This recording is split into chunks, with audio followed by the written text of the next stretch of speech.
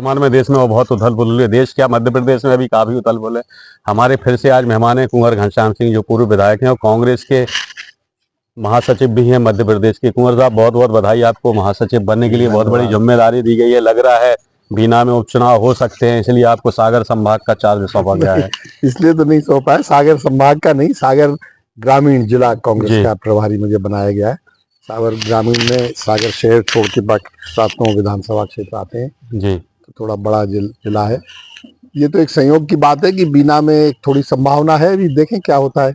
कायदे से तो होना चाहिए उपचुनाव, वो दल बदल उन्होंने किया है, सदस्यता निरस्त होनी चाहिए, लेकिन ये भाजपा वाले संविधान को, कायदे कानून को कहाँ मानते हैं। वो जी पूरा प्रयास करेंगे कि चुनाव न हो, जी क्योंकि वो जानते हैं विजयपुर और बुधनी में जैसे रिजल्ट आए, ऐसे ही रिजल्ट बीना में आने वाले हैं और सीट वो दोबारा जीत नहीं पाए। कुंवर साहब, आपने कहा था कि विजयपुर तो चला गया पिछले इंटरव्यू में और बुधनी में भी, लेकिन बुधनी में भी जीत की जो संभावना तो पूरी थी, क्या कारण रहा? संभावना होते होते शून्य हो गई, लेकिन जीत का गणित था बहुत नीचे चला गया ग्राफ। देखिए, उपचुनाव थे, शासन प्रशासन का पूरा दुरुपयोग किया भाजपा ने, ये लोग करते ही हैं और पूरी ताकत लगाते हैं। ताकत, राजनीतिक ताकत लगाएं, इसमें कोई शिकायत नहीं है। उनके खूब सारे मंत्री आ जाएं प्रचार में, सांसद आ जाएं, विधायक आ जाएं, ये तो जेन्युइन बात है। लेकिन वो प्रशासन का दुरुपयोग करते हैं, लोगों को धमकी दिलाना पुलिस के द्वारा, केस रजिस्टर करना, मारपीट कराना, फिर बूथ कैप्चरिंग। विजयपुर में तो बहुत व्यापक स्तर पे बूथ कैप्चरिंग हुई। जी अगर बूथ कैप्चरिंग नहीं होती, फेयर चुनाव होता, तो विजयपुर सीट कांग्रेस कम से कम 25 से 30 हजार वोट के बीच में जीत रही थी। इसी तरह बुधनी में भी जीत की पूरी संभावना थी। ये सब चीज़ों के कारण कांग्रेस हार गई बुधनी में। लेकिन मार्जिन जो है, शिवराज सिंह जी चौहान लोकसभा चुनाव के टाइम बुधनी विधानसभा से 1,16,000 से लीड किया था और अब के केवल 13,000 से उनका कैंडिडेट जीता। जी तो ये कांग्रेस की नैतिक जीत तो है ही। अच्छा, दूसरा कुंवर साहब, एक बार बताइए, अभी जब रावत जी हारे तो उन्होंने भी ईवीएम पर ठीकरा फोड़ दिया कि ईवीएम में गड़बड़ी है, इस कारण हम हार गए। और महाराष्ट्र में भी चल रहा है। ईवीएम में गड़बड़ी होती तो उनके पक्ष में होती, उनको और ज्यादा वोट वही तो मैं कह मिले रहा भी। हूँ। मैं बता तो रहा हूँ, वहाँ 25-30 हजार से जीतना था कांग्रेस को। अब उसमें थोड़ा बहुत ईवीएम का रोल हो सकता है, थोड़ा बहुत लाडली बहना का भी हो सकता है, नहीं तो ईवीएम का रोल और थोड़ा बहुत मतलब ये सब रोल हो सकता है, इसलिए मार्जिन कम रहा कांग्रेस का। जी जो बूथ कैप्चरिंग कराई भाजपा ने, दादागिरी की, गुंडागर्दी की, ये सारी बातें हुई, इसलिए मार्जिन कम रहा। उनके पक्ष में तो होता नहीं, ईवीएम अगर का खेल नहीं होता तो और बड़े मार्जिन से वो हारते। जी। अच्छा कि कुंवर साहब, एक बात, मध्य प्रदेश में काफी उथल पुथल चल रही है, क्या कारण है? क्या सरकार का सामंजस्य नहीं बैठ रहा है? कि ऐसे में सरकार, देश प्रदेश का विकास कैसे होगा? देखिए, उठापटक उनमें चल रही है। भारतीय जनता पार्टी की सरकारें भ्रष्टाचार पर आधारित हैं और मनमानी करते हैं हर जगह। अब भ्रष्टाचार जब एक व्यक्ति कर रहा होगा तो स्वाभाविक है आपस में लड़ाई होगी। सभी उसी स्कूल से निकले हुए हैं। जी जहाँ जिसको मौका मिलता है भाजपा में, वो भ्रष्टाचार करता है, गुंडागिरी करता है, दादागिरी करता है। तो वो आपसी उनका मतभेद है। बहुत से सीनियर लोग भाजपा के हैं जो मंत्री हैं केवल, और बहुत से उनसे सीनियर जूनियर, ऐसे भी हैं इनको मंत्री नहीं बनाया गया है, नहीं, तो बहुत आपके से सीनियर को बनाया भी नहीं गया। सागर में ही रोड बात हाँ, आ गई है। गोपाल भार्गव जी, भूपेंद्र सिंह जी, वो सीनियर हैं, उनको नहीं बनाया और जूनियर को बना दिया। ये तो पर्ची वाले मुख्यमंत्री हैं, जनाधार वाले मुख्यमंत्री तो है नहीं मोहन यादव जी। जी इसलिए असंतोष होना स्वाभाविक है, वो है उनमें। नहीं तो सागर में चल रहा है, बहुत एक दूसरे के ऊपर बयान चल रहे हैं, चीटा बिल्कुल कसी के बिना बिल्कुल। नाम लिए बताइए, डायरेक्ट ब्लेम लगाए जा रहे हैं, काम नहीं कर रहे हैं। दूसरे तरफ से आवाज आ रही है एक एक विधायक को क्या अधिकार है। गोविंद सिंह राजपूत जी और गोपाल भार्गव जी एक तरफ है, भूपेंद्र सिंह एक तरफ है, जी और खींचतान चल रही है, हर जगह चल रही है। जी। तो ऐसे में क्या होगा? आप क्या, अभी तो 1 साल निकला है, 4 साल बाकी है। देखिए क्या है, जहाँ निजी स्वार्थ से लोग राजनीति करते हैं पैसा बनाने के लिए या अपना वर्चस्व कायम करने के लिए, तो वो लड़ते झगड़ते तो रहेंगे, लेकिन इस स्तर पे नहीं जाएंगे कि सरकार गिर जाए, क्योंकि उनके निजी स्वार्थ खत्म हो जाएंगे। तो बस ये है कि जनता का हित होगा इनकी लड़ाई में, और हो रहा है। दूसरी का ये ब्लेम लगाया जा रहा था, जो कांग्रेस थी अब कांग्रेस, बीजेपी कांग्रेसमय हो गई है, कांग्रेस मुक्त देश, बीजेपी मुक्त है, कांग्रेस मुक्त नहीं हो रहा है। देखिए, कांग्रेस के लोगों को लेकर उन्हें महत्वपूर्ण पद दे रहे हैं, इसका मतलब ये है कि उनमें नेतृत्व की कमी है। जी उनके यहाँ लोग नए आकर्षित नहीं हो रहे हैं, नया नेतृत्व डेवलप नहीं हो रहा है, एक बात।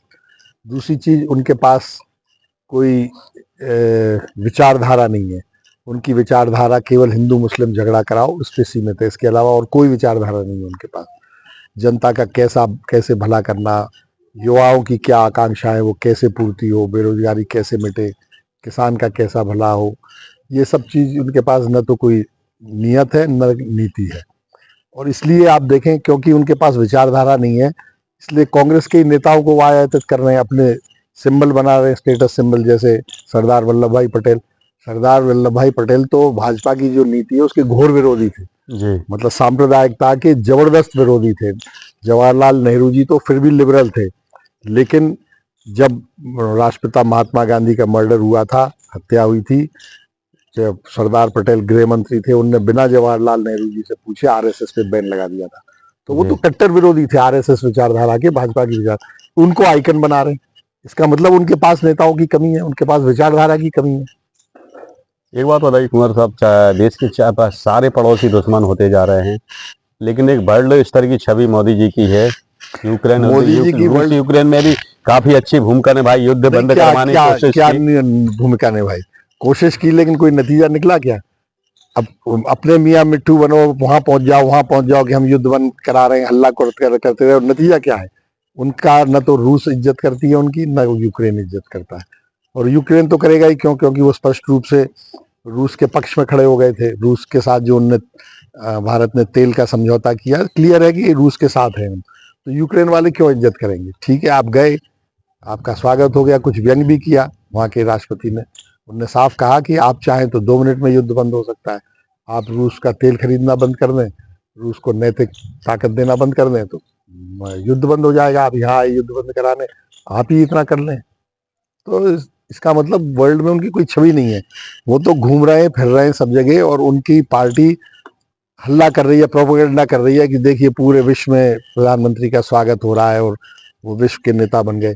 स्वागत तो भारत के प्रधानमंत्री का हो रहा है, नरेंद्र मोदी का नहीं हो रहा है। नरेंद्र मोदी को पसंद नहीं करते विश्व के लोग। उसका उदाहरण मैं आपको बताऊं, जब ये गुजरात के मुख्यमंत्री थे, तब ये गोधरा कांड वगैरह हो गया था, उसके बाद अमेरिका गए थे, कोई प्रोग्राम था, प्राइवेट प्रोग्राम, लेक्चर देना था, पता नहीं, मुझे याद नहीं है क्या था। अमेरिका जा रहे थे, अमेरिका ने वीजा देने से मना कर दिया था। ये कहा था कि ये आदमी व्यक्ति के बीच में, समाज के बीच में विद्वेष फैलाता है, हम इसको अपनी धरती पे नहीं आने देंगे। ये नरेंद्र मोदी की छवि है अंतर्राष्ट्रीय स्तर पे। और अब जो घूम रहे हैं, स्वागत हो रहा है, ये भारत के प्रधानमंत्री के कारण हो रहा है। भारत के प्रधानमंत्री के कुर्सी पर जो बैठेगा उसकी विश्व में छवि बनेगी। इसलिए क्योंकि भारत बहुत बड़ा मार्केट है, भारत की जनता की ताकत है, आर्थिक ताकत है। बड़ी बड़ी कंपनियां भारत में प्रवेश के लिए आतुर हैं कि किसी तरह हमारे मधुर संबंध बने। तो इतना बड़ा मार्केट है, इतना पैसा है भारत के लोगों के पास, इतनी समृद्धि आई है, इस कारण से भारत के प्रधानमंत्री की इज्जत होती है। कल क्या हुआ? धक्का मुक्की केस हो गया, इतना उछाला जा रहा है। देखिए क्या है, भारतीय जनता पार्टी बहुत ही नीचे स्तर पर गिर चुकी है। आप देखिए, संसद के मुख्य द्वार पे, जहां से भवन में अंदर प्रवेश करते हैं, वो पूरा मुख्य द्वार रोक के वो खड़े थे। आपने टीवी में फोटो देखे होंगे, पूरे सारे सांसद उनके खड़े थे सीढ़ियों पे, किसी को घुसने नहीं देंगे। आप बताइए, संसद का समय हो रहा है, सांसद जाएगा, आप लोकतंत्र का गला तो वैसे ही घोट रहे हैं, संसद में कोई चर्चा नहीं होने दे रहे, हंगामा करा रहे हैं। अडानी अंबानी का कोई नाम ले, संसद स्थगित हो जाती है तत्काल। ये सब तो कर ही रहे हैं, लोकतंत्र का गला घोट कर। अब तो निचले स्तर पे ये आ गए कि हम संसद भवन में ही नहीं घुसने देंगे। ये कौन सी बात हुई? संसद भवन में जब नहीं घुसने दे रहे थे, ये हर सांसद का अधिकार है। तो अब इंडिया गठबंधन के जो सांसद गए थे, जो प्रदर्शन कर रहे थे बाबा साहब अम्बेडकर का प्लेकार्ड लेकर, तो उनने जबरन अंदर घुसने की कोशिश की, और अधिकार है उनका, कोई कैसे रास्ता रोक सकता है? रास्ता रोकने का केस तो उन लोगों के खिलाफ दायर होना चाहिए। अब जब घुस रहे थे, उनने धक्का दिया, तो स्वाभाविक है, राहुल गांधी शारीरिक रूप से बहुत मजबूत है, 2-3 थोड़े वृद्ध सांसद वहां होंगे, उस धक्के में वो गिर गए। इसमें राहुल गांधी जी का दिक्कत है, राहुल गांधी संसद में अंदर नहीं जाएंगे, अंदर जाने का प्रयास नहीं करेंगे। ये कोई बात होती है? तो राहुल गांधी भी तो उनको देखने गए थे, लेकिन राहुल गांधी को डायरेक्ट ब्लेम लगाया, दूसरे पर प्रियंका गांधी जी के ऊपर ब्लेम लगाया जा रहा है कि फिलिस्तीन का वो बैग उस पर टांग के गई। क्या है, फिलिस्तीन कोई भारत का अंग तो है नहीं कि कोई कश्मीर का मुद्दा हो कि हम उसका समर्थन कर रहे हैं आतंकवादियों का। फिलिस्तीन एक अलग देश है, एक स्वतंत्र देश है। इजराइल और उनका विवाद है, और इजराइल उस क्षेत्र में दादागिरी कर रहा है। फिलिस्तीन के खिलाफ उनने युद्ध किया, इतना ज़्यादा ज्यादा नरसंहार कर रहा है, पूरी तरह मिटाने का प्रयास कर रहा है। आसपास उसने जॉर्डन के काफी जमीन पे कब्जा कर लिया, सीरिया पे भी करने लगा। सीरिया नहीं, पहले से कर रखा है। गोलन हाइट्स जो सीरिया की हैं, ये तो आज से 10 साल पहले एक बहुत बड़े एरिया पर इजराइल कब्जा कर चुका है। वो ऊंची पहाड़ियां हैं, तो वहां उनने अपने सैनिक ठिकाने बना रखे हैं। जबरन कब्जा पहले से कर रखा है। लेबनान में कर रहा है, चारों तरफ कर रहा है। तो ठीक है, फिलिस्तीन वालों का भी तो अधिकार है। केवल वो मुस्लिम है इसलिए कोई व्यक्ति उनका समर्थन न करे, कौन सी बात है? इसमें भारत की कोई विरोध नहीं है, न कोई राष्ट्रद्रोह की बात है। अब यूक्रेन और रूस में युद्ध हो रहा है, स्वाभाविक है, रूस ने आक्रमण किया तो रूस की गलती है। कोई व्यक्ति स्वतंत्र है यूक्रेन को समर्थन देने, ठीक है। भारत सरकार के रूस से बहुत अच्छे संबंध है, रूस का भारत का समझौता है, तेल मिल रहा है, हथियार मिल रहे हैं, सब कुछ है। लेकिन व्यक्ति तो स्वतंत्र है। व्यक्ति अगर यूक्रेन का पक्ष लेता है तो क्या भारत विरोधी हो गया? इसी तरह फिलिस्तीन और इजराइल की बात। परिस्थिति ले कहाँ जाएगी इस देश को? आगे क्या है आपको लग रहा है? आगे अभी कुछ हुआ है? अगर ईवीएम, एक तो ईवीएम का विरोध चल रहा है बराबर, लेकिन विरोध के बाद भी सारे विपक्ष मिलके ये नहीं कर सकते कि जाओ करवा लो, तो बनना तो आपको ही है। नहीं, तो ये तो बेशर्म लोग हैं, ये करवा देंगे चुनाव, करवा देंगे। उनके जो सहयोगी दल हैं एनडीए गठबंधन के, वो विपक्ष की भूमिका निभाएंगे। एनडीए गठबंधन अलग हो जाएगा, भाजपा अकेली सत्ता में आ जाएगी, उनके गठबंधन के जो छोटे दल हैं वो विपक्ष की भूमिका निभाने लगेंगे। यहाँ सही, मिली भगत होने लगेगी। यहाँ ब्लेम ये लगाया जाता है चुनाव आयोग बुलाता है आइए, तो विपक्ष कोई जाता नहीं है। नहीं, ये आपको बहुत गलत इन्फॉर्मेशन है, बिल्कुल मिस इन्फॉर्मेशन है। 5-6 साल पहले एक बार चुनाव आयोग ने बुलाया था, सारे दल के नेताओं को चिट्ठी लिखी कि आप आमंत्रित हैं, इतने बजे आप आइए फला तारीख को, और ईवीएम मशीन आपके सामने रख दी जाएगी और जैसे आप जांच कराना चाहें कर लें। विपक्ष के सारे नेता गए थे। पहली बात तो विपक्ष के दल के एक नेता एक अपने साथ आईटी वाले एक बड़े इंजीनियर को साथ ले जा रहे थे, उन्हें गेट पे रोका गया। उन्हें कहा नहीं, इंजीनियर नहीं जा सकते, केवल नेता जाएंगे, आपके दलों के नेताओं को आमंत्रित किया गया। तो इंजीनियर को क्यों नहीं ले जाने दिया? पहली बात। दूसरी चीज, वहां ईवीएम मशीनें रख दी सामने और कहा आप जैसे चाहो उसमें जितने वोट जिस पार्टी को डालना डाल लो और चेक कर लो कि सही निकल रहे नहीं। तो ये प्रक्रिया तो हर पोलिंग स्टेशन पे होती है, मॉक पोल होता है। इसमें कौन सी नई बात है? उनने कहा आप ईवीएम मशीन हमें हैंड ओवर कर दो, हम अपने इंजीनियरों से खुलवाएं, दिखवाएं, जांच कराएं। कहा नहीं, ये नहीं कर सकते, हैंड ओवर नहीं की जा सकती। उनने कहा यही जांच कर लें, हमारे इंजीनियरों को आ जाने दो, वो अपने उपकरण सबको लेके आएंगे, खोलेंगे, देखेंगे। कहा नहीं, ये नहीं, खोल नहीं सकता कोई, आप तो मॉक पोल करके देख लो। अब ये कौन सी बात हुई? तो ये एक मिस इन्फॉर्मेशन फैलाया जा रहा है कि जांच के लिए बुलाया गया था और नहीं गए। ईवीएम दे दे वो। एक दिल्ली में आम आदमी पार्टी के एक विधायक ने ईवीएम प्राप्त करके उसने दिल्ली विधानसभा में प्रदर्शन किया कि आप मॉक पोल करके देख लो, इसमें भाजपा के वोट निकलते हैं, और ये अधिकृत सरकार की ईवीएम है, सील लगी हुई ईवीएम है। उसने विधानसभा में प्रदर्शन करके दिखाया था। दूसरे दिन दिल्ली पुलिस ने उन विधायक जी के खिलाफ एफआईआर दर्ज कर ली कि सरकारी ईवीएम आपने प्राप्त कहाँ की, चोरी का केस लगा दिया। अब बताइए, इससे और शंकाएं बढ़ेंगी या नहीं बढ़ेंगी? ठीक है, प्रूफ किसी के पास इसलिए नहीं है कि ईवीएम हमें दो, हम खोल के देखें तब प्रूफ निकलेगा, आप देना ही नहीं चाह रहे। लेकिन जो परिस्थितियां, उनसे पूरी आशंका है कि ईवीएम में कोई ना कोई गड़बड़ जरूर है, इसीलिए ये इससे बचना चाहते हैं, छुपना चाहते हैं। पूरे विश्व में ईवीएम का उपयोग नहीं हो रहा, भारत में क्यों हो रहा है? लेकिन अब गलती उनकी ये लाई तो कांग्रेस ही थी ना ईवीएम। ये कोई बात नहीं है, नई टेक्नोलॉजी थी, कांग्रेस लेके आई थी। कांग्रेस चुनाव में धांधली करने के लिए थोड़ी लाई थी। चुनाव की प्रक्रिया को सरल और अगर कांग्रेस होती तो ईवीएम मशीनें हैंड ओवर कर देती विपक्ष को। ठीक है, आप जांच कर लो, अगर गड़बड़ है तो इनको वापस कर लो। नहीं, आडवाणी ने भी ब्लेम लगाया था ना ईवीएम पर। वो तो सब लगा चुके हैं। इन्हीं बीजेपी ने ब्लेम लगाया, कांग्रेस ने ब्लेम लगाया, कांग्रेस तो लगा ही रही है। और शुरू में जब ईवीएम प्रारंभ हुई थी तब तो गड़बड़ी होने का कोई सवाल ही नहीं था, और हुई भी थी। तो मैं तो ये कह रहा हूं कि अगर बहुत बड़ी जनसंख्या देश की आशंकित है, राजनीतिक दलों में से बहुत से दल उस पर विश्वास नहीं कर रहे। अभी वीडियो वायरल हुआ था सुप्रीम कोर्ट के वकीलों का कि जब तक ईवीएम रहेगी देश खतरे में है। हाँ, चुनाव कभी निष्पक्ष नहीं हो सकते। बहुत से बुद्धिजीवी लोग कह रहे हैं, सब लोग कह रहे हैं। समाजवादी पार्टी के नेता अखिलेश यादव ने तो संसद में कहा था कि भले ही हम उत्तर प्रदेश में सरकार बना लें, 2/3 बहुमत मिल जाए, भले ही हम दिल्ली में सरकार बना लें, तो भी हम ईवीएम का विरोध करते हैं, हम ईवीएम से नहीं कराएंगे चुनाव। अच्छा कुंवर साहब, अभी प्रियंका गांधी संसद में बहुत बुरी अच्छी तरीके दहाड़ी पहली बार संसद गई वो सांसद बनकर, तो सीधा सीधा आप बोले बार बार नेहरू जी लगे रहती है। अगर 70 साल में अगर खाते तो बेचते क्या? सही बात है।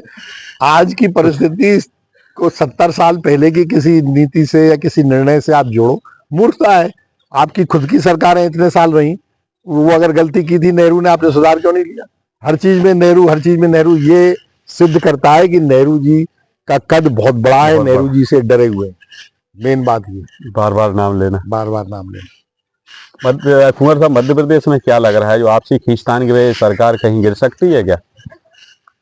देखिए, अब कह नहीं सकते। वैसे इतनी बड़ी खींचतान तो क्या होगी? मैंने वही कहा कि अगर सरकार गिराने लायक ताकत हो गई असंतुष्टों में, तो हो सकता है गिर भी जाए। लेकिन लेकिन इनका बहुमत बहुत आया, इसलिए थोड़ी संभावना कम लगती तो कांग्रेस का बहुत कम है, तो क्या है। इतने सारे विधायक इकट्ठे तो हो नहीं सकते हैं?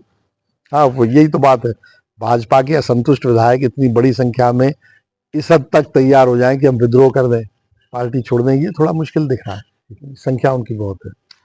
अभी क्या रिस्पांस मिल रहा है? आप काफी ग्रामीण क्षेत्र, क्योंकि आप सक्रिय नहीं, बहुत ज्यादा सक्रिय रहते हैं। एक ब्लेम लगाया जाता है कांग्रेस के ऊपर के कांग्रेस के कार्यकर्ता वो पकड़ नहीं है जो बीजेपी कार्यकर्ता हमें, लेकिन आप तो 18 घंटे हमें लगता है मैदान में ही रहते हैं। नहीं, वो सब तो है, लेकिन देखिए क्या है, जनता तो बहुत असंतुष्ट है। अभी खाद नहीं मिला, किसान बहुत नाराज है। लेकिन ये परिस्थिति तो हमेशा रहती है। 2023 के विधानसभा चुनाव से पहले भी स्पष्ट दिख रहा था, सब लोग नाराज थे। लेकिन पता नहीं क्या जादू हुआ।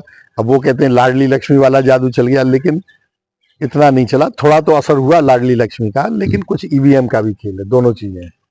नहीं, अभी तक आपने पर्ची वाले बाबा थे, पर्ची वाले मुख्यमंत्री भी घोषित कर दिया आपने। बिल्कुल, पर्चियों से मुख्यमंत्री। देखिए क्या है, नरेंद्र मोदी जी तानाशाही प्रवृत्ति के हैं, और आरएसएस की स्वयं की विचारधारा तानाशाही की है। वो लोकतंत्र में विश्वास करते नहीं है। तो धीरे धीरे हर निर्णय दिल्ली से हो रहा है। प्रधानमंत्री ऑफिस में जितने राज्यों में बीजेपी की सरकार है, उतने कक्ष बन गए हैं, और उनमें एक एक सीनियर आईएएस ऑफिसर नियुक्त है। ज्यादातर गुजरात के हैं, नरेंद्र मोदी जी के प्रति पर्सनली वफादार हैं जी। और वो पूरी सरकारें चला रहे हैं। मोहन यादव जी जब मुख्यमंत्री बने थे, तब उनको वहीं से पूछना पड़ा था, वहां से बताया गया कि नहीं, आप अकेले शपथ लोगे, मंत्रिमंडल बाद में बनेगा। मंत्रिमंडल बहुत दिनों तक बन नहीं पाया, क्योंकि दिल्ली में डिसाइड नहीं हो पाया था, पीएमओ में, प्रधानमंत्री ऑफिस में। जब वहां से मंत्रिमंडल डिसाइड हुआ, तो इनने कर दिया। हर चीज को उनको वहां से अप्रूवल लेनी पड़ती है, पूछना पड़ता है, वो जो निर्देश देते हैं वो करना पड़ता है। तो तानाशाही पूर्ण रवैया है प्रधानमंत्री जी का। पूरी कमान अपने हाथ में रखना चाहते हैं, किसी दूसरे नेता को पनपने नहीं देना चाहते। भाजपा में भी कोई बड़ा कद किसी का बन गया तो तुरंत काटो। वसुंधरा राजे हैं, शिवराज सिंह चौहान है, ये उदाहरण है। अजय कुमार साहब, एक देश एक इलेक्शन को लेके बिल तो पारित हो गया, नहीं, कहाँ हुआ पारित? जेपीसी नहीं नहीं कमेटी को नहीं, जाएगा नहीं, अभी? वो एडमिट हुआ संसद में, पारित नहीं हुआ है। संसद में एडमिट पेश हो गया है कुल मिला हाँ, के। पेश हो गया है, जेपीसी में जाएगा। अब देखो, जेपीसी भी सब नाटक है। उनको अगर करना होगा तो साल 6 महीने जेपीसी से अपने पक्ष में रिपोर्ट लेके करवाने नहीं का तो प्रयास इसका करेंगे। लेकिन सीधी बात यह है कि उनके पास बहुमत नहीं है। 2/3 बहुमत दोनों सदनों में चाहिए, वो उनके पास है नहीं। और बाकी सारे विरोधी दल उनके विरोध में है।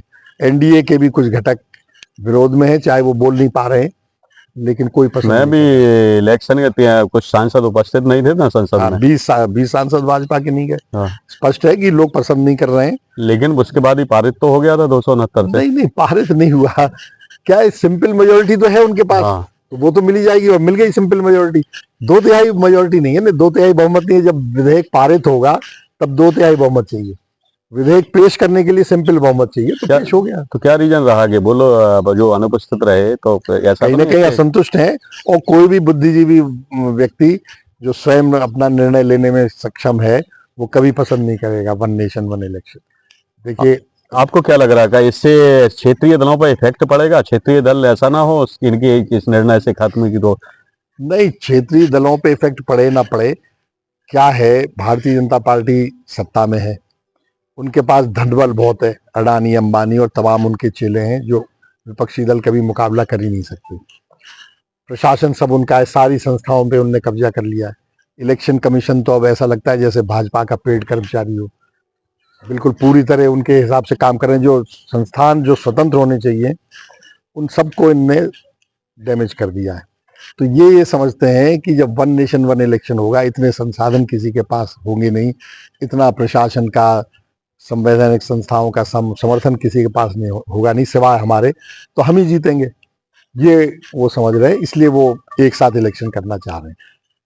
वैसे भारत जो है एक यूनिफाइड देश नहीं है, एक राज्यों का संघ है, संविधान में भी लिखा है राज्यों का संघ।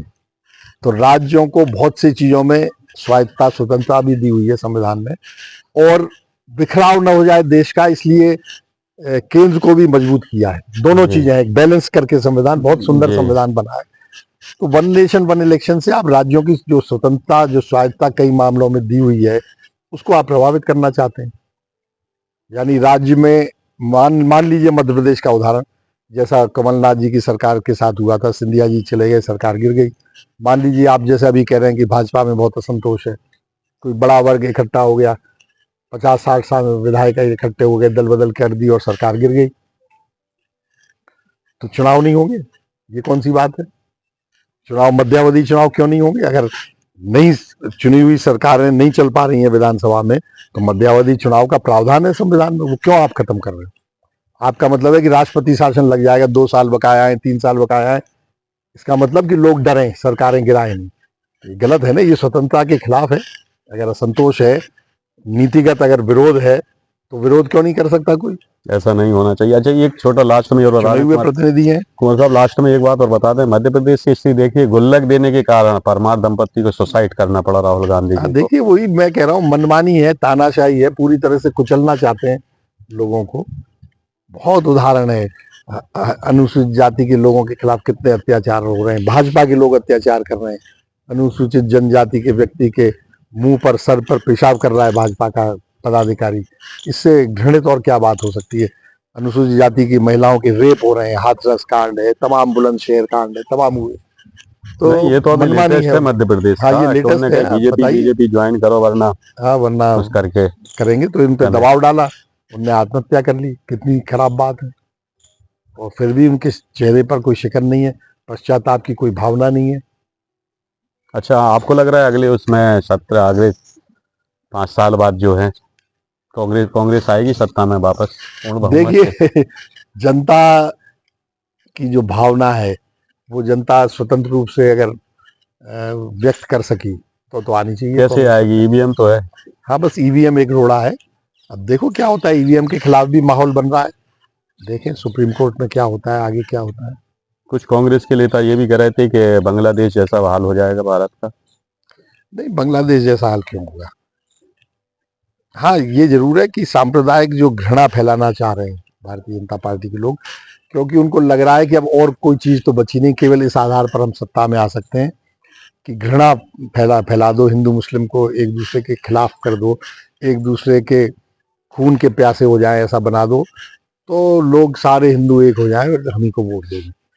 केवल ये उनका एक आधार है, बाकी कोई आधार, कोई आर्थिक नीति नहीं है, कोई विदेश नीति नहीं है, कोई बेरोजगारी समाप्त करने की नीति नहीं है, कोई औद्योगिक नीति नहीं है जिस आधार पे जनता के बीच जा सके। भ्रष्टाचार चरम पे है, जनता नाराज है, बस केवल इस आधार पे। और वो काफी हद तक सफल भी हो रहे हैं। लेकिन भारत की जनता समझदार है, अब लोग समझने भी लगेंगे और धीरे धीरे बदलाव आएगा। आप देखना, समझ जाएंगे कि हिंदू मुस्लिम केवल वो वोट के लिए कर रहे हैं, हिंदू कभी उनको आगे चल के वोट नहीं देगा, धीरे धीरे समझ में आएगा। ये तो दिखा दिया आपने, अयोध्या वाली सीट चली गई, उसके बाद बद्रीनाथ वाली सीट चली गई, और यूपी में इतनी सीटें जीती समाजवादी पार्टी और कांग्रेस, उनकी कमाई सीटें आधे से कमाई, जबकि उनकी सरकार और भाजपा ने उत्तर प्रदेश को तो हिंदुत्व की प्रयोगशाला बना रखा है। नहीं तो आपकी पसंद में, आप अगर वापस रिपीट सरकार होती है या 75 साल की, उसमें मोदी जी हटते हैं तो कौन है आपको? योगी जी पसंद है कि मोदी जी? तो नहीं हटेंगे, वो सारे कानून कायदे से ऊपर हैं, फिर भी कभी नहीं हटेंगे। वो 85 साल के भी हो जाएंगे तो चाहेंगे मैं प्रधानमंत्री रहूं, लेकिन परिस्थितियां हटा भी सकती हैं। नहीं तो आपको क्या लग रहा है, योगी जी योग्य हैं? योगी जी कैसे योग्य हैं? वो तो और ज्यादा हिंदू मुस्लिम करने वाले हैं। उनके पास कोई नीति है क्या, कोई उपलब्धि है उत्तर प्रदेश में, सिवाय इसके कि घृणा फैलाओ, फर्जी एनकाउंटर करो, बुलडोजर चलाओ सब मुस्लिमों के खिलाफ, जिससे कि हिंदू खुश हो जाए कि हाँ ये हिंदूवादी सरकार है। वो तो पूरे भारत में मारकाट मचा देंगे अगर वो प्रधानमंत्री। और कुंवर साहब, जिस प्रकार प्रियंका गांधी ने अपनी एंट्री की, उससे क्या लग रहा है आपको, राहुल गांधी योग्य हैं, प्रियंका गांधी योग्य हैं पीएम के लिए? नहीं, देखिए, नेता तो राहुल गांधी है, जी वो पहले से कर रहे हैं, लगे हुए हैं, नेतृत्व की उनमें क्षमता है। उनने इंडिया अलायंस जिस तरह से बनाया उसमें भूमिका निभाई, उनने जिस तरह से पद यात्राएं की, वो लोगों के दिलों में छाए हुए हैं। प्रियंका अभी थोड़ा पीछे हैं, हो सकता है भविष्य में प्रियंका भी आगे आ जाए, लेकिन फिलहाल तो राहुल गांधी नेता है। क्योंकि राहुल गांधी के खिलाफ याचिका लगी हुई है नागरिकता को लेकर, उनकी नागरिकता रद्द हो सकती है। ये सब बेकार की बात है, याचिका वाचिका सब खत्म हो जाएगी, कुछ है नहीं उसमें, कोई दम नहीं है। ठीक है कुंवर साहब, बहुत बहुत धन्यवाद देते कुंवर साहब, सीधा सीधा कहना है। आपने इसके बारे में नहीं पूछा जो अमित शाह जी ने अम्बेडकर के बारे में कहा संसद में। देखिए, ये थे कुंवर साहब हमारे, जो सीधा सीधा एक ही है कि भारत देश जो है बीजेपी की एक प्रयोगशाला बन चुकी है। जब तक ईवीएम में बीजेपी कायम रहेगी। हाई न्यूज के लिए अशोक श्रीवास्तव, दतिया से, धन्यवाद देते।